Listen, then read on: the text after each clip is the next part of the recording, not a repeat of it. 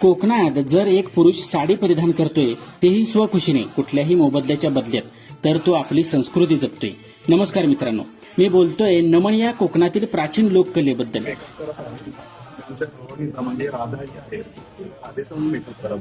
Makeup केला आणि स्टेजवर उभं राहिलं एवढ्याच झालं असं नाही. त्या स्टेजची पायरी चढण्या अगोदर त्याला ती भूमिका स्वतःमध्ये जिवंत करावी लागते. प्रत्येक कलाकार 2-3 महिन्यांपासून दररोज 2 तास रिहर्सलला देतात. कामातून वेळ काढून हे सगळं जपणं वाटतं तितकं सोपं नसतं मित्रांनो. या बदल्यात त्यांना काही भेटत नाही, फक्त त्यांची एकच इच्छा असते, आपण सादर केलेल्या पात्राने लोकांच्या मनात घर करावं. नमन दशावतार अर्ध्यातून सोडून जाईल तो कोकणी कसला. आपली लोककला आपण नाही जपली तर बाहेरचे येऊन जपतील हा भ्रम सोडून द्या. आपल्या कलाकारांना आपणच साथ दिली पाहिजे.